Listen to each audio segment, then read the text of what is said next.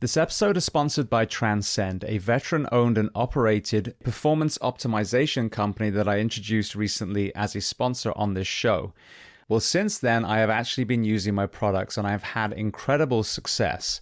There was initial blood work that was extremely detailed, and based on that, they offered supplementation. So I began taking DHEA, BPC 157 for inflammation, based on the fact that I've been a stuntman, a martial artist, and a firefighter my whole life. Lots of aches and pains. Dihexa to help cognition after multiple punches to the head and shift work, and peptides.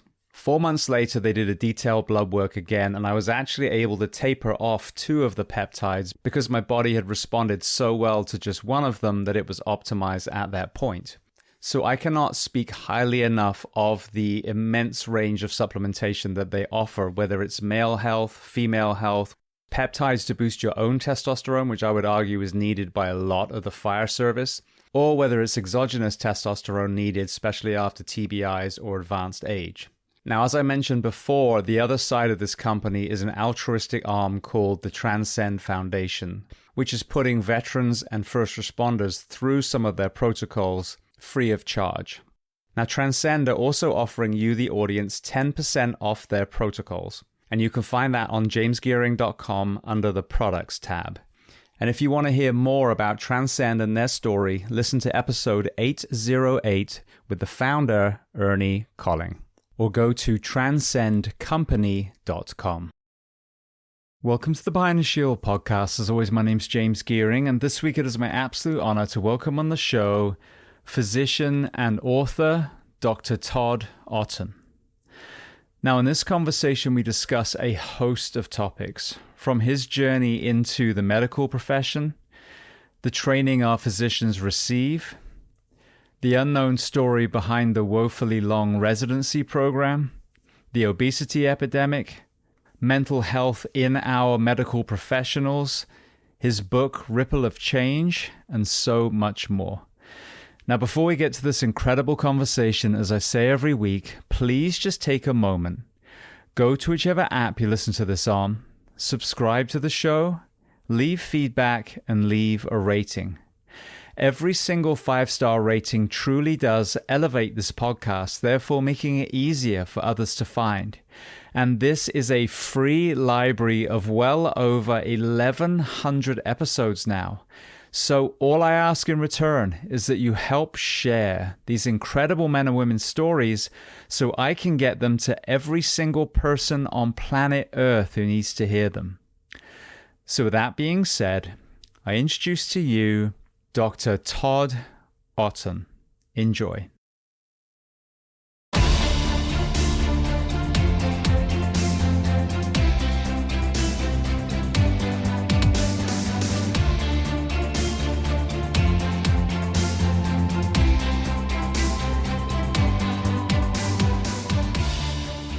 Well, Todd, I want to start by saying thank you so much for taking the time and coming on the Behind the Shield podcast today. Absolutely. Thanks for having me. I'm excited to see where this goes today. Absolutely. So first question, where on planet Earth are we finding you this afternoon?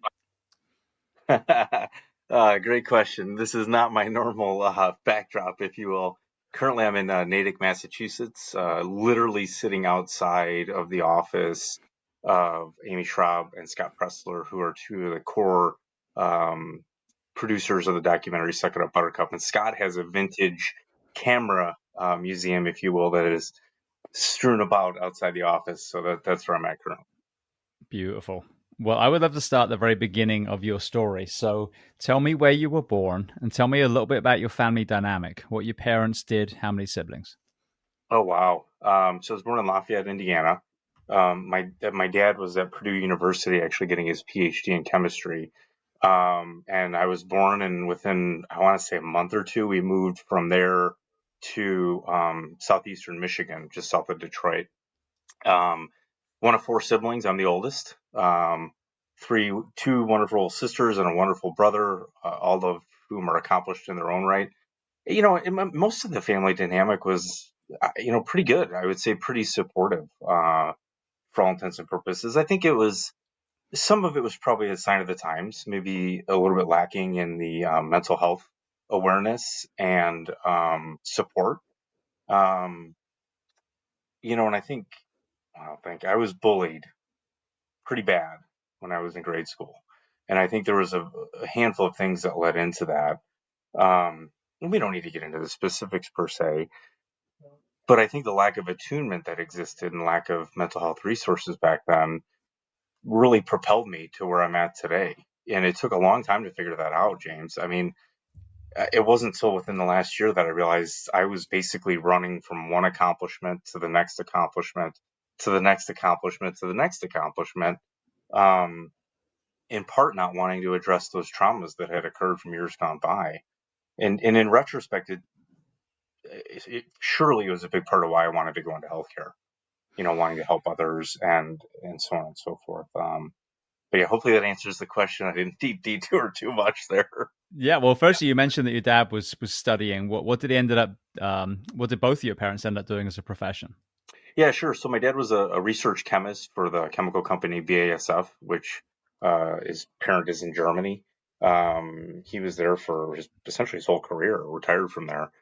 So from the mid 70s to, gosh, 10 years or so ago. And then my mom was a teacher, and she taught regularly until somewhere in the midst of myself and my siblings, she stepped away from teaching and became a full-time mom, which obviously is a calling and a profession and a passion in and of itself, right? Um, when we all grew up and were kind of out of the house more or less, she actually went back to teaching, which was really cool. So after a couple decade hiatus of rearing children, she went to help other kids. So I always thought that was an amazing thing. Well, staying with your mum, what is her perspective, if you've had these conversations, on the evolution or devolution of education in this country? Oh, wow. I wouldn't say that we've discussed that at length, to be honest with you. I think the way I might answer that is perhaps in parallel with some of the things that we talked about in Ripple of Change and trying to make comparisons with the quadruple aim in healthcare versus how that might get applied to other areas. And for the listener who has no, like, Todd, what are you talking about? What is the quadruple aim? Well, I'm happy to tell you. Uh, so the quadruple aim was really an evolution of the triple aim. Triple aim is a way to deliver care in the context of population health, and I like to simplify it to patient experience, quality care, and lower costs, right? Nobody would argue that those things are not critical, valuable, use whatever adjective you want. Um, the issue with the triple aim is it really didn't address those delivering the care. And as a result of it, it unintentionally created a fair amount of clerical burdens, administrative burdens, however you want to describe it, that have perpetuated some of the mental health crises and so on and so forth. I know this is a long-winded answer. I'm going back to Take your education. time. Take your So, time. in 2014, Dr. Sinsky and Dr. Bodenheimer suggested that there should be a fourth component, and that should be clinician or provider or physician well-being, essentially wellness of those that are providing the care. There's even an evolution of that. Like in the book, we talk about our quadruple aim because we want ownership to be ubiquitous. It's not mine, it's not yours, James. It's use it, take it, run with it. And it was that notion where we made comparisons to healthcare delivery using the quadruple aim, or how might that apply in a school setting? How might that apply in a restaurant setting? Because if you're not valuing the people working for you and delivering the care or delivering the education or teaching our children, are we getting the best out of those people? I don't know that we are. And I think there are a lot of problems related to that. When it comes down to it, any industry is requires some level of human input, right? And human capital is so incredibly valuable. And if we just take the time to celebrate that and honor that and care for those human beings, the positive ripples, if you will, to coin a phrase, are infinite. Um, and I could see it. Thinking back on it, talking to my mom about her time in teaching, you could see where there was moments where her work and her effort were valued, and how it lit her up in such a good and positive way. And on the converse, I can think of times where that her work wasn't valued and the negative impact that that had on her.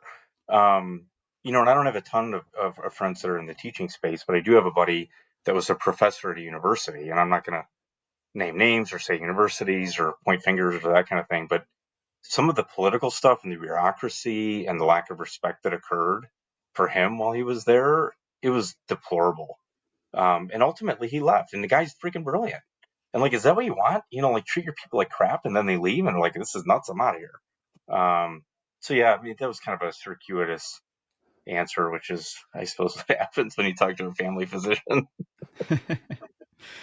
Well, staying on the parents just for a moment, working for a chemical company and obviously circling around, the PFAS is a big conversation in our profession at the moment.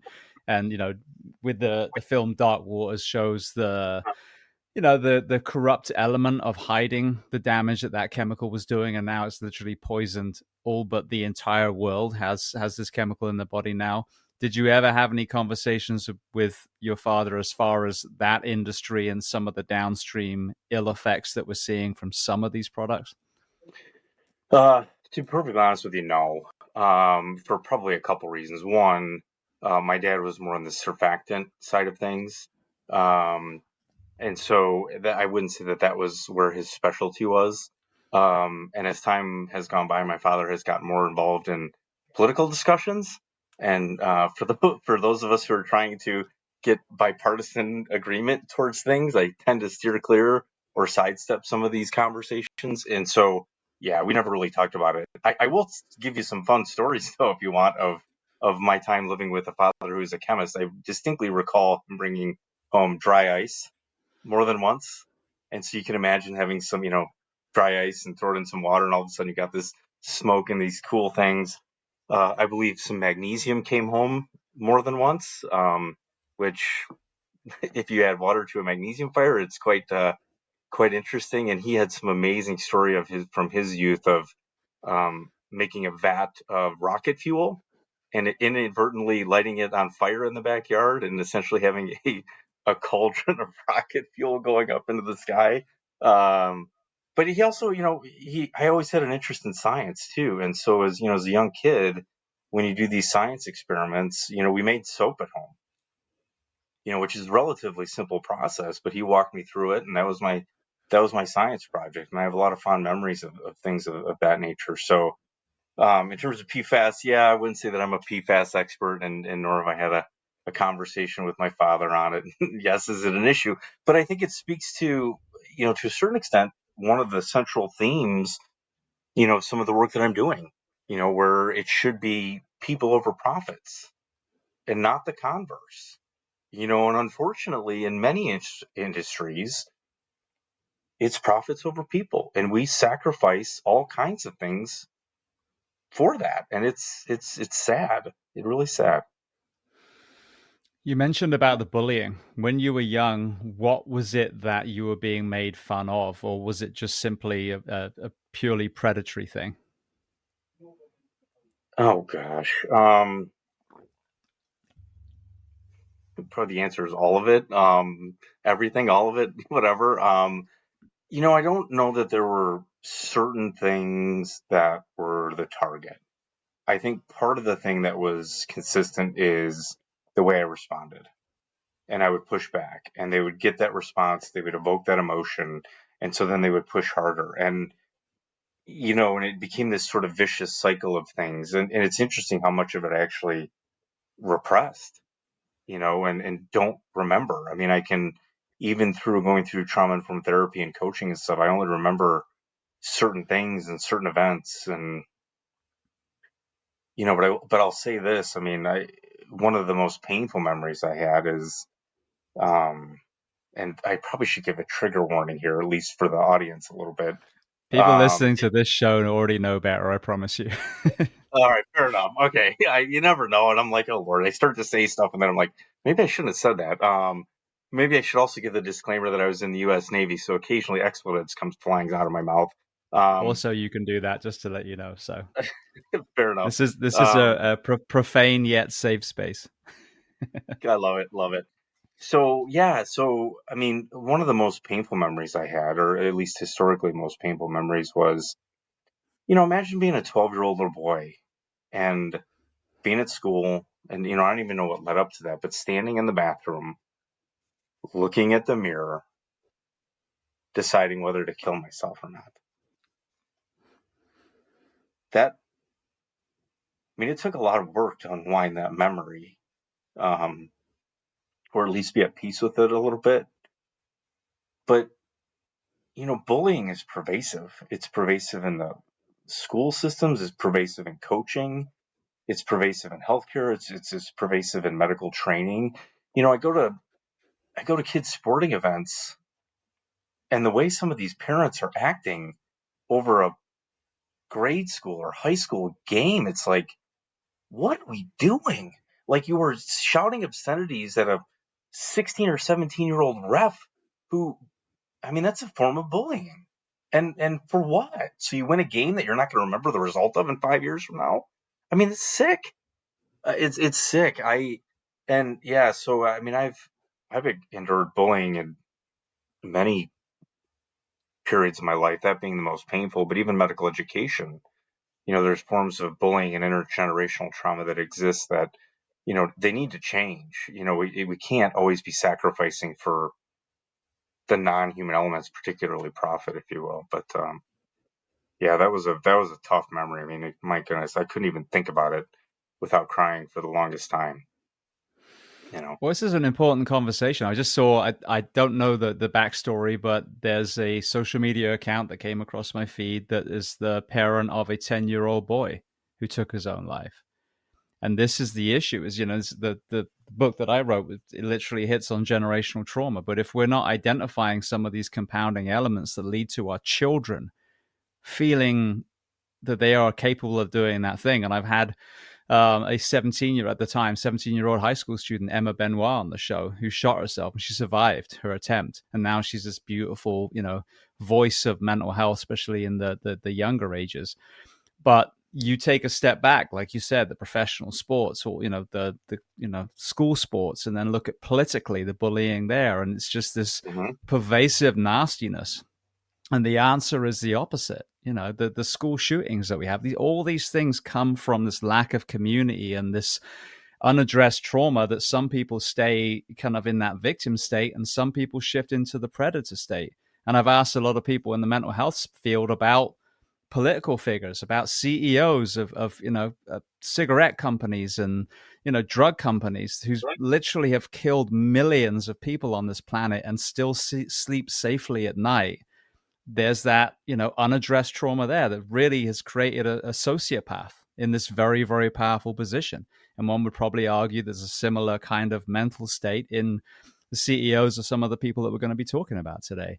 But this all comes down from these children. Some were bullies, some were bullied. But if you look at the most healthiest systems and nations that we have, Scandinavia and Japan and some of these other areas that are always at the top of many, many of these physical and mental health kind of poles, if you like, community is the most profound thing. But if you splinter and you divide and you allow this nastiness to be pervasive or even celebrated, as we see in 2025, cause and effect. This is what we're going to see: childhood suicide and shootings, and at the extreme element, or a complete deliberate fracturing of a nation and the casting aside of the most important people: doctors and nurses and firefighters and paramedics and dispatchers and the true backbone of the community. Holy smokes! Where to start with that? I I just I yeah. just vomited out. Sorry. No, but James is brilliant, right? I mean, yeah, I guess as a physician, um, we were taught or brainwashed or whatever to compartmentalize very well. I mean, and same with first responders. You're taught to compartmentalize, and that's amazing. That's an amazing skill to have, and incredibly important and critical when you were trying to save someone's life. Like when you were doing CPR or trying to put in a chest tube or operating on somebody, you don't want your mind flying all over the place. You want to be focused on the task at hand. The downside, or at least for me, the downside was I was never taught to process any of it. It was just stuff it into the box and just keep stuffing it in there. And it's like, well, wait a minute. That's only good if your box is infinite, right? If your box is not infinite, which none of ours is, that at some point it's going to become a problem. And that problem developed for me a little over a year ago, and I wasn't even clear what was going on because I had gotten so proficient at compartmentalizing that when that Pandora's box opened, it created a mess for me. And through therapy and counseling and writing about it and all these other things, I finally was like, oh my God, this is related to all this unprocessed trauma. And who does somebody take it out on that's traumatized? Often those that are closest to them, those that they love. And so the phrase that trauma begets trauma, or trauma perpetuates trauma, or pick an adjective in there or a verb in there or whatever, um, it's true. And we're doing it as a society at large at this point. To give you maybe another example is, I think a lot of things that go on in the media is sensationalized and frankly a form of secondary or vicarious trauma, to the point where I've gotten away from watching the news because I find it depressing, and it's triggering to me at times even. And so I rely on my friends. If there's some big news story that I need to be aware of, they'll typically get a hold, hey Todd, you need to be aware of this, so check this out. But it's pervasive, and I'm actually writing about it like you had. The trauma is everywhere, and we need to not run from it, but rather embrace it, explore it, and then subsequently ideally heal from it, is what I'd like to see on a much, much larger scale than is currently happening. Absolutely. Well, going back to your early life, what about sport and exercise? What were you playing and doing back then? Oh wow. I've been thinking about this recently. Like, the body, Bessel van der Kolk's book, The Body Keeps the Score, was my propensity to want to run what propelled me to be a sprinter and, a Division I track and field athlete. I was like, I wonder how that connects. I don't know if it does or not. But to answer your question, um, played soccer growing up. Kind of an early adopter, I suppose, in the United States, and perhaps that was related to some of the bullying and maybe trying to get me into a little bit different path where, there wasn't that intergenerational trauma that exists like in a sport like football, where kids have been encouraged not to hydrate and have dropped dead on the field. Like, you talk about the ultimate bullying. Holy smokes. So I played soccer. I was fortunate. When I was in high school, we won the state championship. So, some 30 years ago or what have you now, that was a highlight. And then, like I said, I was a sprinter and a long jumper, which was not the norm for the short white kid to be the sprinter and the long jumper, but I did all right at it. So did that, 3 years in college too. And it was a lot of fun, a lot of fun. What about career? Oh my God, why is that word falling out of my head? I use it literally every interview. Career aspirations. There we go. When you were in school still, what were you dreaming of becoming? Yeah, so interestingly enough, I thought I wanted to be a doctor very early on. I think I was probably about a sophomore in high school. Um, and I don't know that there was sort of one pivotal moment. I think at that point it was clear that I had the academic acumen to go down that path. I enjoyed interacting with other people. I was a Parks and Rec supervisor. Um, and so 60 to 80 kids would show up every day, and you do games and crafts and all these other things.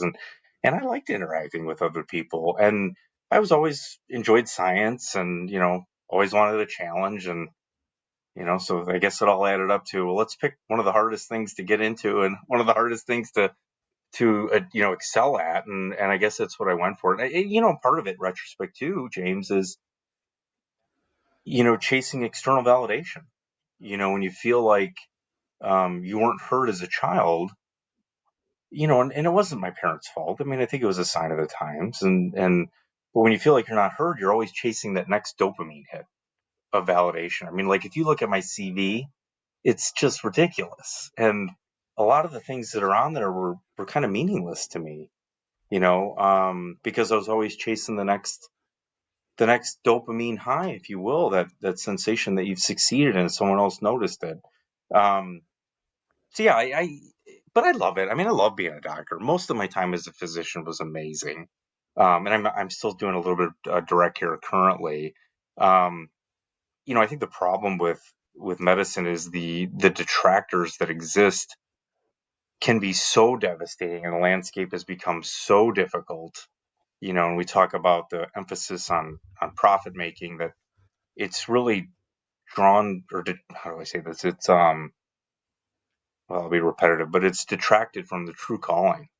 Most people that go into medicine or nursing or first responders or EMTs or teaching, they go into it to help other people.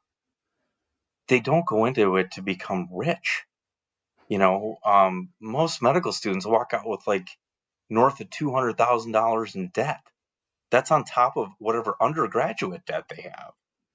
And yeah, so that was sort of a circuitous answer as to how I got into it, and maybe a little bit of insight as to where I'm at now. Would I do it again? Yeah, for sure, I'd do it again, 100%. My wife just graduated optometry school with over $400,000 worth of debt because it was a private Oh, school. Optometry, they only have, I think, it's like 30 schools in the whole of the US. And so the only one in Florida was that one. And it was good education. It really was. But I mean, you talk about crippling, someone who leaves an occupational educational track, you really want to destroy their ability to start doing the job. Just give them a medical debt that's twice the amount of the mortgage when they walk out the back door. It's insane. totally, James. And one of the things that it's definitely contributed in terms of, at least for physicians, and I'll speak because that's what I am, right? It creates this golden handcuff, which has been really weaponized against people, because institutions, administrations, they know you have enough debt where they know you need to keep working, which prevents you from pushing back and challenging the status quo. Um, in that regard, I was a little unique because I had the blessing of getting through undergrad debt free as a result of a lot of hard work and a little bit of scholarship, and being a paper boy from 12 to 18 and saving all that money up despite getting bit by dogs 5 times, and having that trauma related to it. But not everyone's that blessed. And then, being a Navy physician, you get medical school paid for. And so when I got out of residency, I wasn't shackled with this massive amount of debt like a lot of my colleagues, which I think has been a blessing because it allowed me to be much more vocal when things were going on that were not right. And I was like, you know what? I'm in a position to not take this. Like, you can't hold my paycheck above me. In fact, I remember, I'll tell you a story, James. So we had a clinic going, and it was amazing. And they wanted to, the administration wanted to figure out how they could potentially scale it for the rest of the system. And I was like, okay, great, we'll have this meeting. But, being me, just talking about that wasn't going to be enough. I, of course, had to take it to another level. I came armed with all my stats and all my numbers and all these other things. And so we talked about the clinic, but then I pushed into the topic of recruitment, retention, well being, things that are critical for a healthy system and a healthy culture. And the three administrators there, as I was going through this, James, it was like deer in the headlights, to the point where I won't get into the specifics per se. I write about it a little bit in Ripple of Change, but I feigned that I possibly shredded some value-based reimbursement forms when I wasn't having a good day. And I think the president of the medical group was about ready to jump out of his chair. He was so pissed. Um, and then he proceeded to threaten me with my paycheck.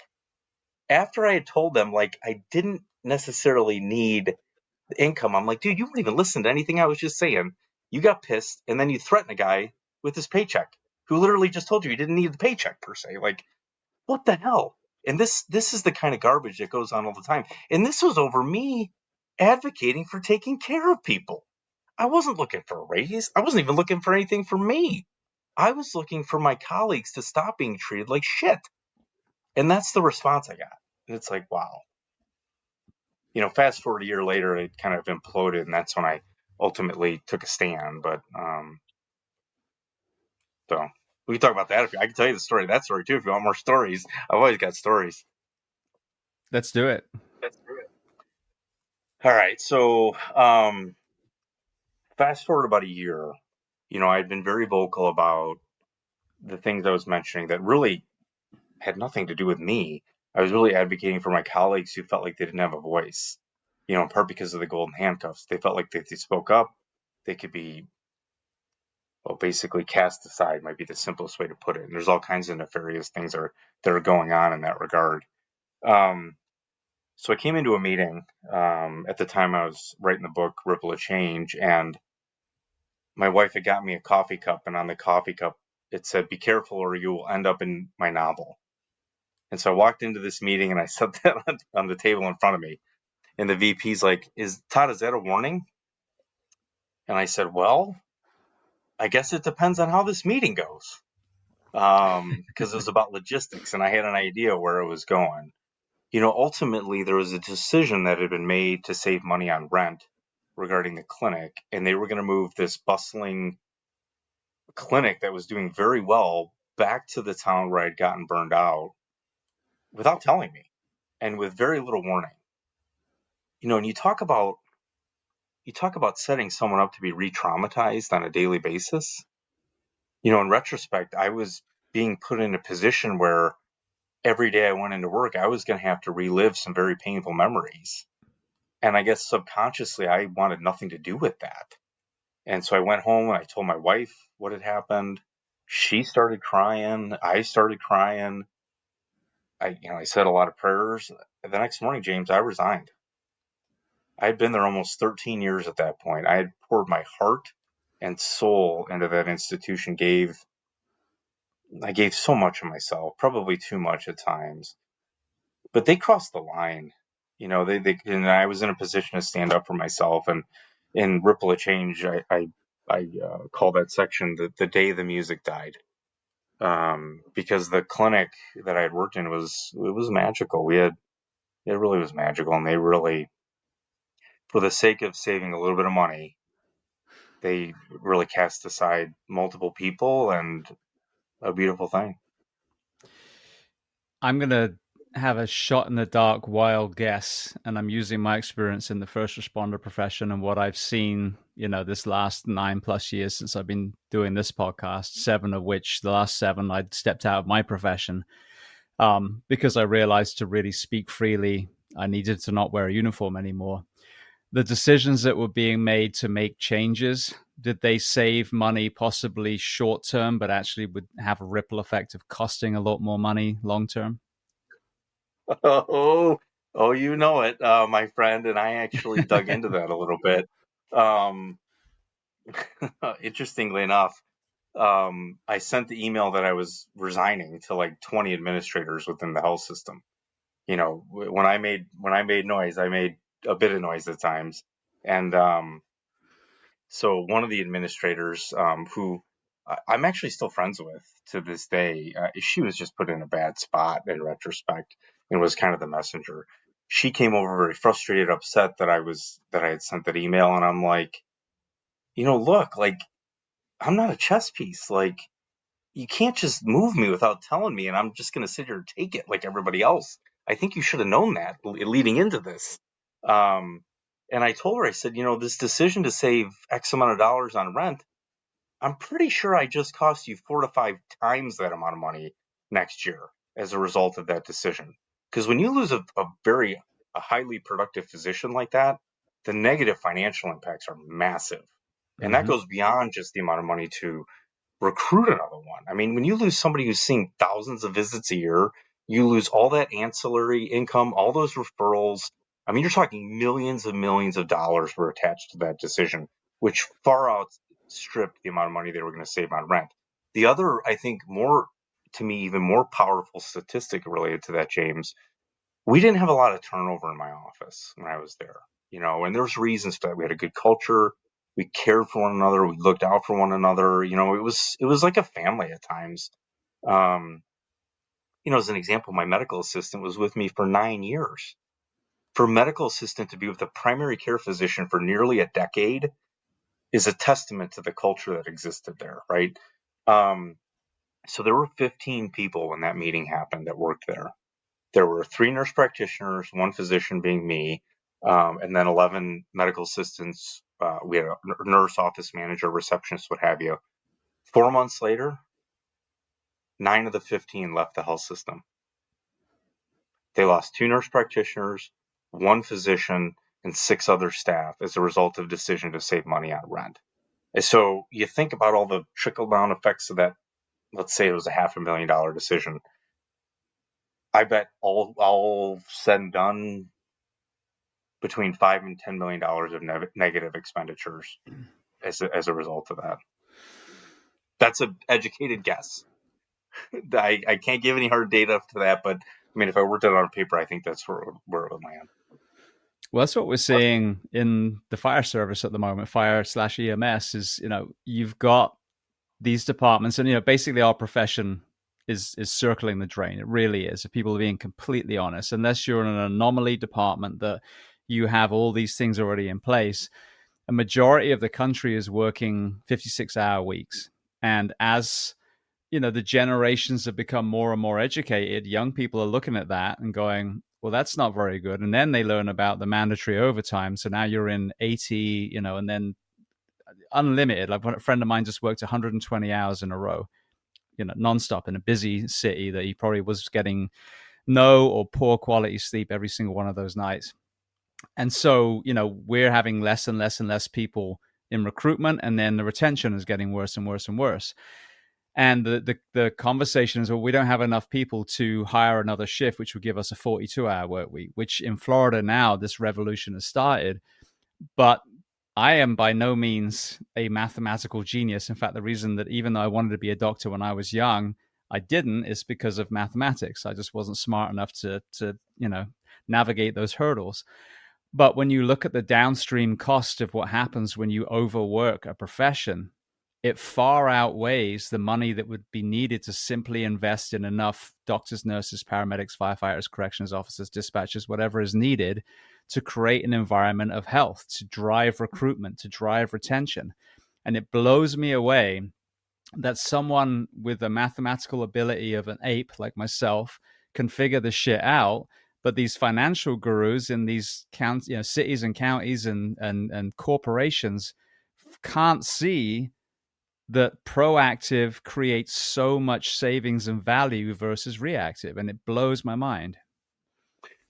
Well, I think a lot of that has to do with, I mean, look at in our capitalist society, the focus is on the short-term ROI, right? And when you've got a myopic view of things where that's the only thing you're looking at and you're not factoring all these other things in, yeah, it's going to look like, oh, this is a genius decision. We need to do this because the ROI in 3 months is going to be X, Y, and Z.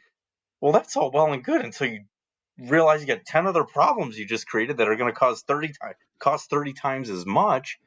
I mean, prevention is worth an ounce of prevention is worth a pound of cure is a genius statement. And I think in healthcare and in your world and many other worlds, we need to go back to that. But ultimately, I mean, if you think about it, it's how are we treating our fellow human beings? And the way we're doing it at times is leading to a whole bunch of deleterious downstream effects. We could go down so many rabbit holes, but again, I'm not a politician per se, but yeah, I mean, that's why with what we're trying to accomplish with the documentary Suck It Up Buttercup is to really get back to valuing people over profits. And by doing that, you're again, to stay in the world of healthcare, your total cost of care goes down. Your burnout levels go down. Your adverse events go down. I mean, let's just focus in on like the burnout rates in physicians right now. We could quote statistics and all that other kind of stuff. They're not good. Okay.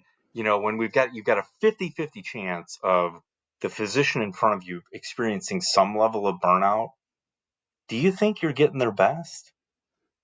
Is that a risk you want to take when your life's on the line? I don't. I want someone who's well and in the moment and so on and so forth. I don't want someone who's contemplating quitting their job, potentially offering some life-saving treatment or operating on me. Those are scary, scary statistics and expensive. I mean, expensive too, when you start to factor in all the downstream effects of that. Absolutely. Well, I want to go on your kind of med school journey. So you mentioned the military. What was it that made you choose the Navy for this path? A random phone call. Literally a random phone call. I was so I graduated college a semester early for a couple of reasons that were kind of cool and it all lined up. Um, and so I was working at BASF actually, where my father worked.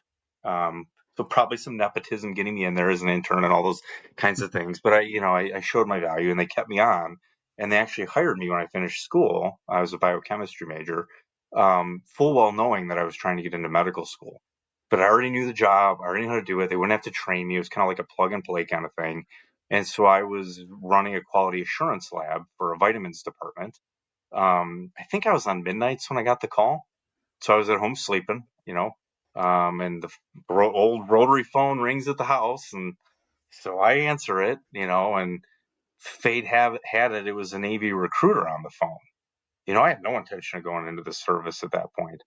And so, of course, they're all excited that I answered the phone and start telling me all these things. And, oh, we can pay for college. And I'm like, well, I just graduated from college. And they're like, oh, what are you thinking about doing? I'm thinking about going to medical school. Oh, and sudden, I'm half awake while this is going on, James. And so then they start to, I'm like, you know what? Send me some stuff in the mail. I'll look at it. And if I'm interested, I'll get back with you. Sure enough, they sent it out and I looked into it and it was intriguing from the debt perspective, to get through medical school without being, shackled in debt. And there's a trade off, right? Yeah, I traded off, a handful of years of my life serving our country, but ultimately, it was amazing on so many levels. I got to travel, I got to go around the world, I got to be a flight surgeon.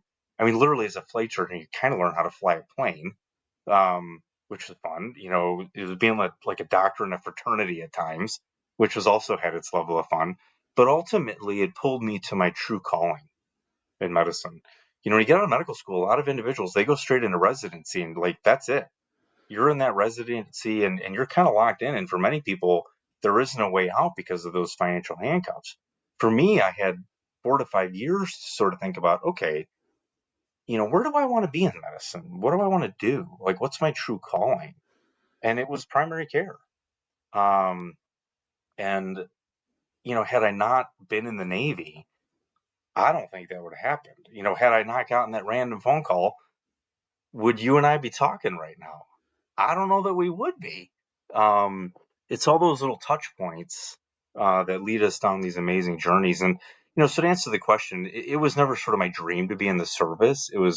It truly was happenstance that it all occurred, but I'm glad that it did. What years did your medical school kind of span? Was it pre 9/11 or did it actually I mean not circumnavigate, but span either side of it? Yeah, smack dab in the middle. So I was in medical school in 1998, graduated 2002. I still can remember I mean, like we all can remember 9/11, right? I mean, that's kind of a silly thing to say. Yeah, I remember where I was on 9/11. Well, no kidding. So does everybody else. But I was in a fourth year medical student. And I was on an elective, and I was following around a radiation oncologist, and we were rounding and doing stuff. And of course, like many physicians, you never stop to eat lunch, you never take a break, you never do any things to actually take care of yourself. You just keep pushing through the day. So I kind of knew what was going on. Like we'd be in a patient room, and there'd be like some video clips, and then we would just keep going. So I get home, my wife's like, "Oh my God, did you see?" And I'm like, I don't fully know what happened. Give me 20 minutes to watch the news to sort of catch up with the day. And then my phone started blowing off the hook because, at the point I was in the service. And so my family was like, are you going to get called up? And all these other things. And I'm like, I don't even know how to answer these questions. Like, I'm in medical school. Do I think they're just going to pluck somebody out of their last year of medical school? No, probably not. They're probably going to let me finish, and then get into residency, what have you. But it was definitely quite surreal, having been in the military at that point, and knowing that I could just get taken and sent off somewhere. So after you graduate, did you find yourself deployed in the Middle East at all? I wasn't in the Middle East. I mean, no, we had, when I was deployed, I was actually deployed to Sicily in Italy. So, I mean, if you had to pick a place to be deployed with good food and the, beautiful scenery, I mean, I probably was in about as good a spot as you could be. But the reason for that is I was the flight surgeon for a P3 squadron, which historically they're sub hunters, but their mission had evolved over the years into surveillance and a handful of other things. And so when I was deployed to Italy, we had people in El Salvador, Italy, and then Qatar. And I was responsible for all 500 individuals, medical, dental, whatever care they needed, and they were spread all over the world, which, it was fun, but it had its challenges too. I distinctly remember one of our guys ruptured his quadriceps tendon, and he's in El Salvador. My boss is in Italy. And at the time I was in France, I had been assigned to do a diplomatic mission. And so I'm like on the satellite phone talking to people in 3 or 4 different countries, trying to coordinate his orthopedic care. Um, but yeah, I was never in the Middle East. I didn't experience like any combat firsthand or anything like that. It was more secondhand stuff and secondary trauma type things. So going on to the doctor or the medical education route, you have this background as a high level athlete. So you're obviously very familiar with the concept of strength and conditioning and then nutrition and hydration. From an academic lens, as you enter this profession, how much of the preventative lifestyle elements are you taught in the education side itself? Oh Lord. It was Jeez. It was probably the opposite of what should have been taught. And I mean, essentially, you were taught to put the patient first, which, I agree with to a certain extent. But if that's at the detriment of the person providing care, not going to go on forever. I mean, James, when I was an intern and it was before the 80-hour work week was instituted, I lost like 15 pounds in like 2 months because of the number of meals I missed, the lack of sleep. I was at times a tired, angry little man, for a whole host of reasons. But and I'm not a huge guy now, but back then, I was like 165 pounds. So when you lose 15 pounds, that's a pretty decent percentage of your body weight. And so, to answer the question, was the emphasis on taking care of yourself? Probably quite the opposite, actually. Well, even the Right? patient. So, what about, as far as treating the patient with nutrition, exercise, sleep, prescriptive Oh, side? How much education will you get as far as that factoring into the health of the men, women, and children that you're going to be treating? yeah, some. I mean, it was definitely a part of it. I don't think it was as much as it should have been. I think I'm an allopathic physician, and I think the osteopathic training is more aligned with that, if you will. So we got some, but not nearly as much though as we should have. And I think those soft skills, if you will, and how those contribute to caring for a patient. I mean, I think I was taught it a little bit, thinking back on it, to a certain extent, but not nearly as much as I could have been or should have been. I mean, those are skills that I learned over time, the value of them and how much those could contribute to a person's healing. I mean, I distinctly remember times where, I wouldn't have the answer for somebody, but I would be encouraging, or I would give them a hug, or talk to them, or share a tear with them. And that human connection, I mean, often would help them get to a better place. And it's incredibly important. And I think it's happening more now for sure. I mean, I'm not in an academic setting on a regular basis, so I can't speak to it firsthand. Um, but it was not valued as much as it should have been in retrospect when I was going through school. I came across a story a long time ago, and I talk about, as I mentioned a little bit earlier, sleep deprivation and the work week is such an important conversation in fire and EMS, especially as we're woefully understaffed at the moment. But I stumbled across the story of William Halsted. And when you look into the world of surgical residencies or residencies in general, it was always like, well, why are these doctors, as you said before, whose, literally lives are in their hands, why are they required to do these crazy weeks? And it comes from him. Back a long, long time ago, I think it was the late Yeah. 1800s, if I got that right. He was up for, days at a time. And so obviously there was a precedent then for the students to do the same thing. I don't know how soon after, but it was revealed that he was addicted to cocaine and heroin. Now, I would probably be pretty good at sleep endurance myself if I was high as a kite for several days. But does that mean it's healthy? Absolutely not. So what have you seen as far as the kind of unpacking of that, and the drive to make these residencies and work weeks in the hospitals actually healthy, rather than these insane, well, it's the way we've always done it mentality weeks that you saw before? Well, yeah, there's a lot to unpack there, and it's interesting you bring up William Hosted because I recently wrote about him in book number 2, which is titled Unraveled, which speaks to my unraveling of not processing 40 years of trauma. And you're right. I mean, I think when you're modeling something on a cocaine fueled physician, like what could go wrong, right? We did that for like 100 years. So I think there's been efforts over the years to unwind that. The 80-hour work week was, a step in the right direction, but there's so much more work to be done. And I think part of it is, at times it would be seen like a badge of honor, like these, you don't need to sleep and you don't need to eat and all these other crazy things. And it's like, really? Like, that doesn't quite make sense. Like, we're supposed to be the ones healing other people and we're doing a shitty job of taking care of ourselves. Like, no wonder why there's rampant substance abuse and physician suicide rates are high and all these other negative things that result from it. I mean, look at who modeled the behavior, right? Having said that, though, it is getting talked about a lot. And I know there are efforts to reverse course on this and really put the correct things at the forefront and develop, clinicians and physicians and nurses that are healthier. But, when you got a century of a mess to unwind, it ain't gonna, it actually ain't, that's terrible. It's not gonna happen overnight. It's gonna take some time, which is why these conversations are so important. I mean, it's why, the number of my colleagues who have written books on these issues, whether it's mental health or exposure to suicide or substance abuse or trauma. I mean, there's the number of physicians who have written a book, and I'm obviously talking about my own inner circle here. It's inordinate. And I think it speaks to the importance of continuing to talk about it, to create awareness, to subsequently lead to action to get us to a better place.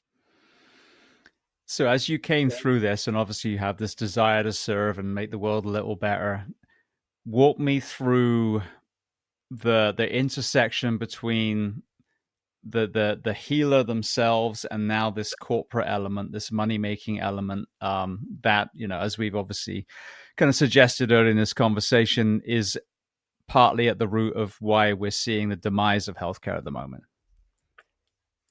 Yeah, so I think the interesting part of corporate healthcare, or putting profits ahead of people, is you're essentially turning our industry into an assembly line to a certain extent. And you are incentivizing individuals to create more widgets, work faster, do more procedures, etc. I mean, you're incentivizing sick care or illness care as opposed to preventative care. And I'm being overly simplistic to a certain extent, but when you do that and you incentivize working harder, faster, doing more, interactions get compressed and compressed and compressed. Um, and that erodes the trust of the physician patient relationship. It creates errors. It leads to adverse outcomes. Honest to God, at times we kill people for the sake of profit. Medical errors, they're rampant. Depending on the estimates, at a minimum, it's estimated that a few 100,000 people die annually in the United States related to medical errors. That's like, I got a buddy who equates it to about 10 jumbo jet airliners crashing per week of people killed by medical errors per week. Like, if we lose a commercial airliner in this country, it makes national news typically. Yet 10 times a week in healthcare, that happens. It's sick. And that doesn't even count the toll of physicians, clinicians, nurses, EMS, firefighters who are taking their own lives because they're trying to deal with so much pain they don't see another way out. breaks my heart to talk about that stuff. So, yeah, I mean, corporate medicine and greed is destroying or has destroyed our healthcare delivery system. We'll go into that false economy, and sadly, we've all heard, these examples where companies have said, "Well, we're gonna have to pay X amount in lawsuits, but our profit was double that, so it's still worth doing. We can kill people, and we'll still make a profit." And that's been spoken of. I mean, look at the Sackler family, perfect example. They had complete knowledge of what they were doing with their painkillers. And I remember when I first moved to the States, my ex wife and I lived in Broward County, which is where all the pill mills were. And she actually found herself working for a physician, innocently, because if you weren't behind the curtain, you had no idea what was going on. And she was like, "It's so weird. Like, we write prescriptions, and these people fly from other states, and they come and get these prescriptions." And after a while, we had an aha moment, and she left. And I think shortly after that, some agency kicked in the door of that clinic and hauled the doctor off. But that truly predatory action, what is the ripple effect? You have all these people that are just doing it for the right reason, but when you're putting profit over the well-being of the nation, even from a fiscal point of view, like you said, all these jetliners full of people, I'm assuming there's a lot of lawsuits attached to that. So Oh, again, oh, if we're actually front loading the money and giving an environment where we have enough physicians and they can take time with the people and give them drugs if they need it, give them lifestyle information if they need it, that is going to save money hand over fist compared to, well, we'll just do it this way, and then if people die, then we'll just pay a settlement. I think probably the simplest way to potentially articulate this to the average American is, we're rapidly approaching spending 20% of our GDP on healthcare in the United States. Okay, so there's a massive economy related to this. Compared to other developed nations, we're spending at a minimum twice the amount of money that they are, if not closer to 3 to 4 times other developed nations. And our outcomes compared to them suck. Like, we're not spending twice as much money and getting like twice the, you know, a better car or a better house. We're spending twice as much money and getting garbage at times. In our life expectancy, we've successfully bent the needle in the wrong direction. Like, you look at every other developed nation, theirs continues to gradually tick up, and we're now going the other way. And so we're spending an inordinate amount of money, and for what?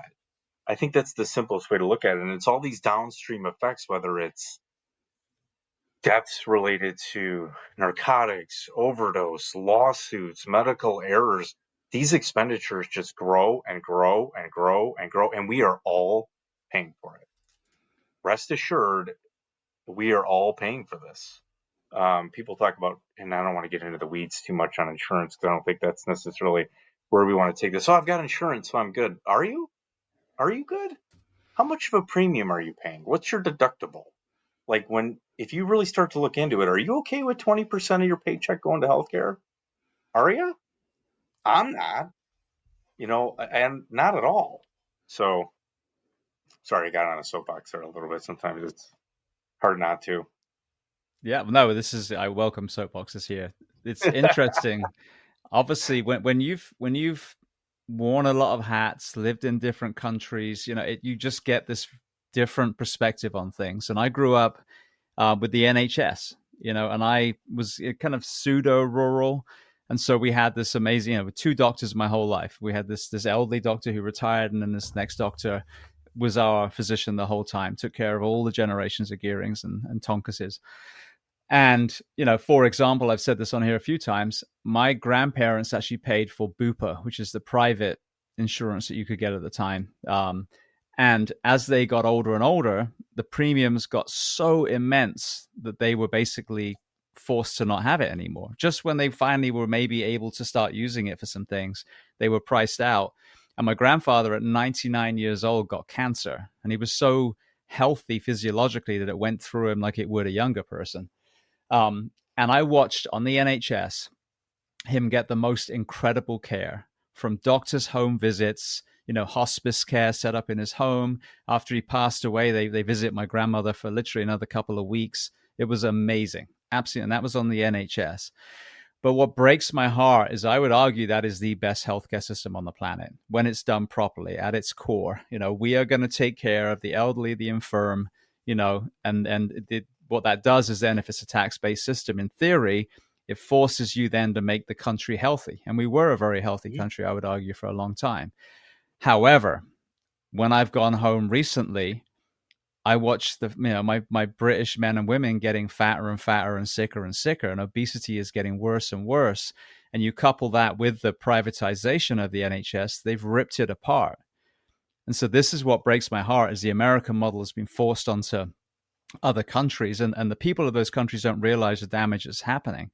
But a tax-based healthcare system that you use when you need it, that's everyone chips in, that forces, or not forces, that encourages the country to be as healthy as possible so we don't use as much tax, is an extremely fiscally sound model as well, as long as your country is the proactive healthcare is being pushed. But what I've seen in the UK is that with the change in nutrition and lack of exercise and all these other things, coupled with privatization, they've taken arguably the best healthcare system on the planet, and they've fucking destroyed it. It's interesting. I've heard this from a handful of individuals talking about the NHS in particular. Um, and, I can't say that I've experienced utilizing the system firsthand, but I think, how do I say this? I think at its core, or at its simplest, perhaps, I do think universal healthcare is the way to go. We've talked about healthcare being a human right, and, I'm in that camp. I don't like where we're marginalizing people and not giving them an opportunity to get the treatment and care that I believe that deserve. I think that kind of goes against being a human being. To be quite honest with you, it breaks my heart a little bit to see that. Let me back up a little bit. I think there's some amazing things in healthcare in the United States. I think in terms of technology and advanced care and some of these other things that are out there, they're hard to beat. The problem is do you have access to it? Can you afford it? And if the answer to either one of those things is no, then you're screwed, depending on what the circumstances are. And to then take that type of a model where some people can get care and some people get nothing to other places around the world, it's scary. Like I and I'm a physician in the U.S. I want the healthcare system here to be as good as it can be. But I don't think we're the model at large to be used, extrapolating that and implementing it, around the world. I think there's bits and pieces, sure, just like everywhere else. But yeah, it's scary, and it's the downstream effect of those decisions is how does it then affect the caregivers when they're not getting the resources or the tools or the mental health support or whatever they might need to provide the best, and then it becomes a bit of a vicious cycle. And then that's hard to unwind. And that's quite a bit of where we're at now, in the U.S. The focus is on the almighty dollar. Things are sacrificed as a result of that, and it negatively impacts patients and caregivers at pretty much every level. Well, speaking of obesity in this country, I think we're well over 70% of the country is overweight, and over 40% of the country is obese, like significantly overweight. And again, that in itself, we're talking about leadership, and I've spoken about this before on social media and other areas, but I think it was Winston Churchill, and I'm paraphrasing, said, "You can mark the greatness of a country by the health of their people." And so again, greatest country in the world. I've heard it all the time, the American flag, but we're not. We have amazing people in this country, but we're not taking care of. We're not the greatest. We're not the greatest in education. We're not the greatest in healthcare. We have murders in our schools on a weekly basis. There's a lot of areas that we have to be humble enough to say, you know what? We're not the greatest in these areas, and we have to address that. When you talk about healthcare, the same way as no one talks about why are our streets so dangerous when we're talking about law enforcement, you don't hear people talking about the obesity crisis and the opioid epidemic when we're looking at first responder and doctor and nurse burnout. So talk to me about that lens. What are the frustrations in healthcare for Americans getting fatter and sicker and the impact of that on our hospitals and our clinics. Oh boy. Um, how long is this podcast, James? We got all the time in the world. I mean, it the impacts are tremendous. You just take one of those cans of worms, if you will, obesity. It makes pretty much everything in healthcare delivery more difficult. Whether we're talking about hypertension management or diabetes management, heart disease, congestive heart failure, simply performing a surgery on somebody who's in one of those camps, it becomes more difficult. The complication rates go up, the mortality rates go up, et cetera. So the costs go up, right? And so the downstream effect of that particular problem is tremendous. The opiate crisis, oh boy. Maybe I'll talk about this in a little bit of the context of a documentary. I don't know if you've seen the documentary Dope Sick. Oh my goodness. Yeah, I mean the it was kind of docudrama, wasn't it? But so yeah, good. probably, yeah, docudrama. Yeah, that's With correct. Michael Keaton. Yeah, yes. And you know, being a primary care physician and thinking about the individuals that died from overdose or who were addicted to opiates, the costs related to, really greed and profiteering from Purdue Pharmaceuticals and how it negatively impacted the healthcare landscape in the United States is disgusting. I know Rick Mountcastle, great guy, and Rick's all about justice. He's one of the lawyers that was highlighted in Dope Sick. Great guy. Rick is a great guy, but how do I say this? Having witnessed some of these adverse effects and or deaths related to the opiate crisis, it's heartbreaking. It's absolutely heartbreaking, and it's a huge toll on our livelihood, our interactions, our relationship, our life expectancy, the amount of money we spend on healthcare. I mean, look at how much money we spend on getting Narcan put all over the place in this country. Not that I think that's a bad idea. I think it's a good idea to have Narcan available.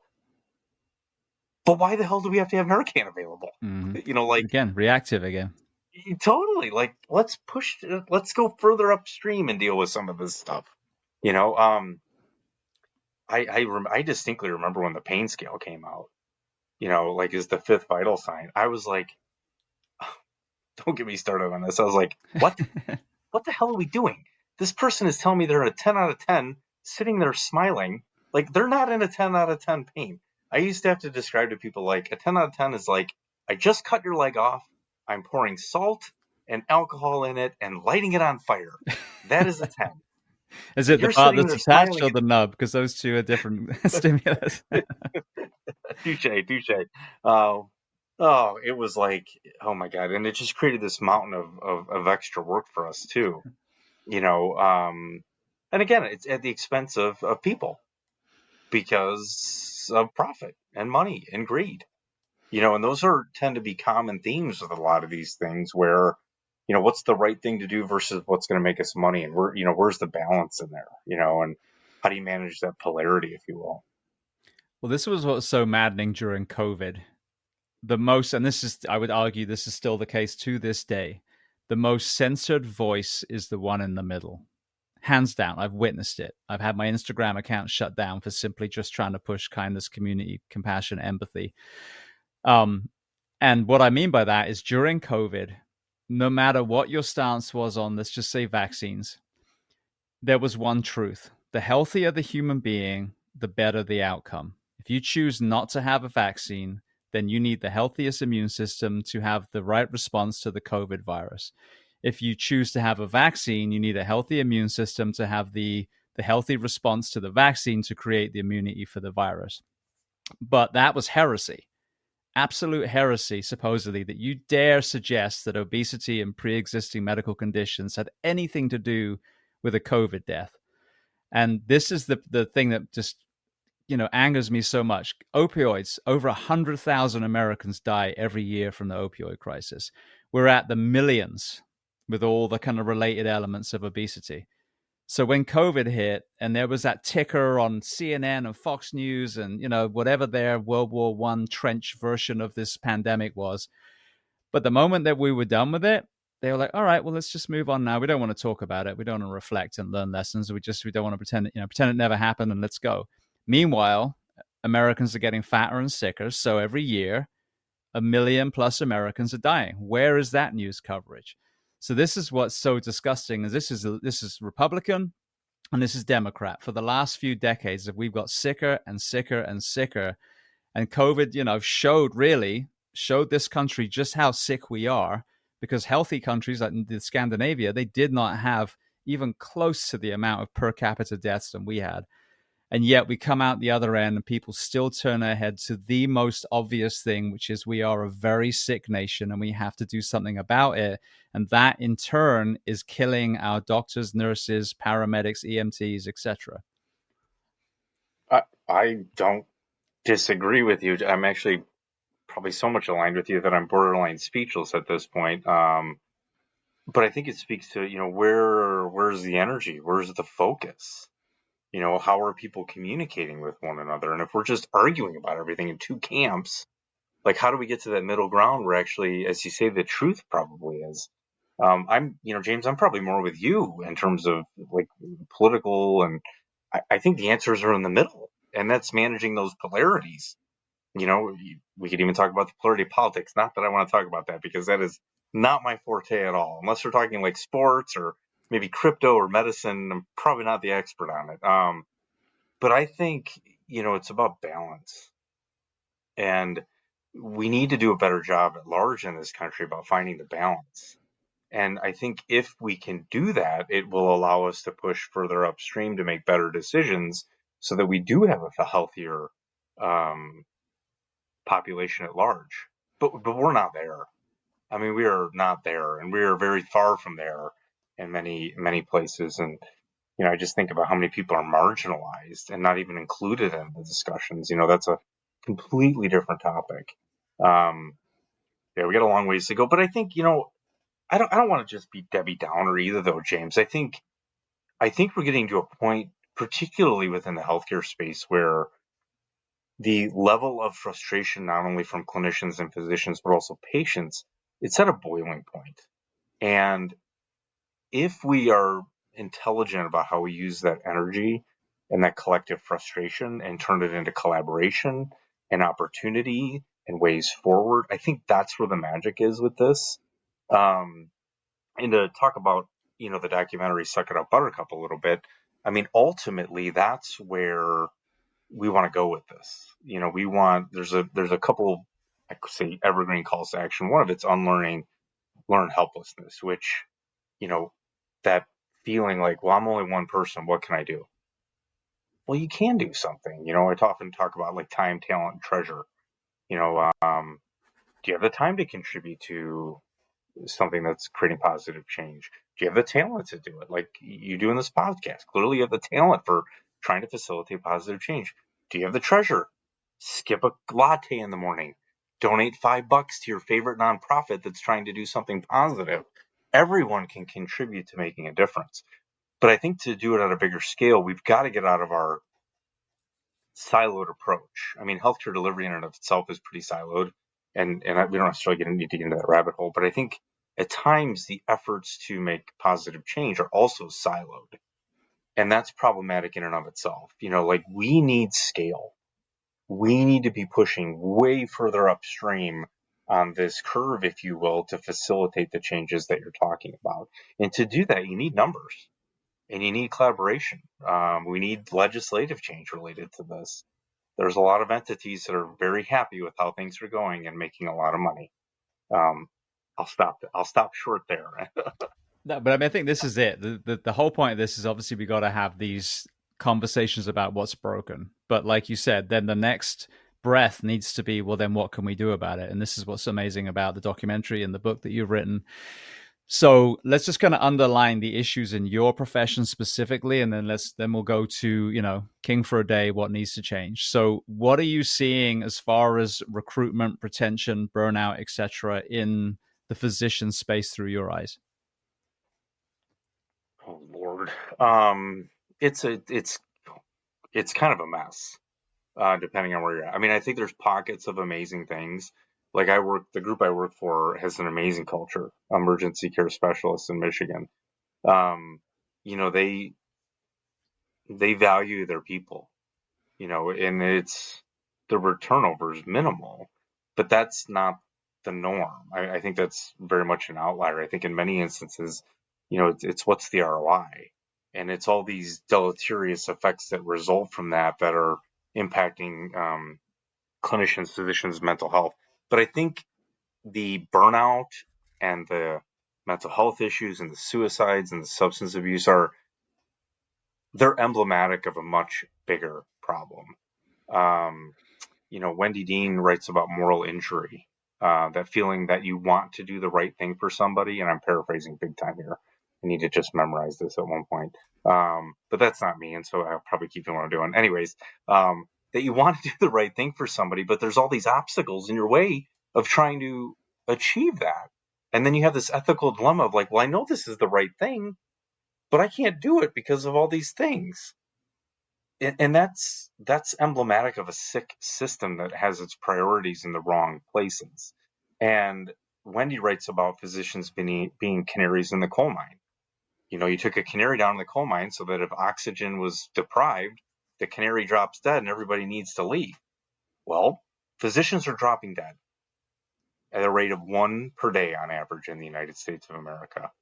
There are about 1 million of us, and the fact that we lose a physician a day to suicide is insane.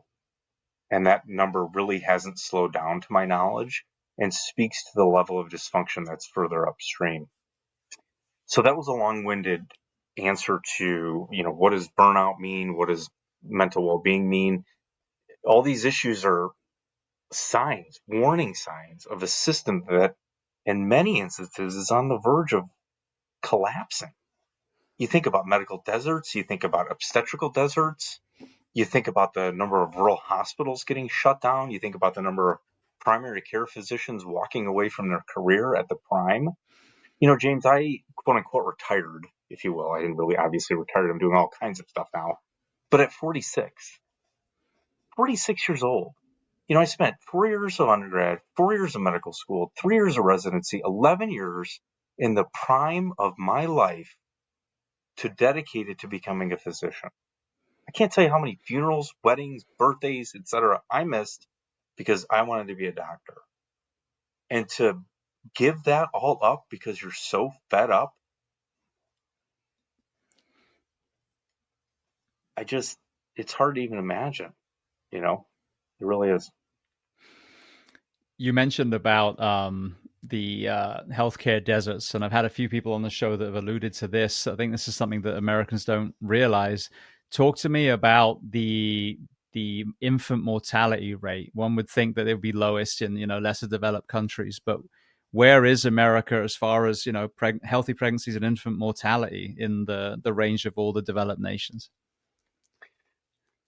Probably the best way to describe this is not good. Um, Again, I'm not the best at quoting statistics, and I probably need to get better at this. One of my colleagues, Dyke Drummond, he talks about the fact that in certain areas in the United States, infant and maternal mortality is equivalent to sub-Saharan areas in Africa. And supposedly for a developed country who's got the quote best healthcare in the world, our infant mortality rates and maternal mortality rates in certain areas of this country are abysmal. Abysmal. Deplorable. Um, we pull a couple statistics in some cases like triple other countries. I think it speaks to what we're valuing. Like, where's the value?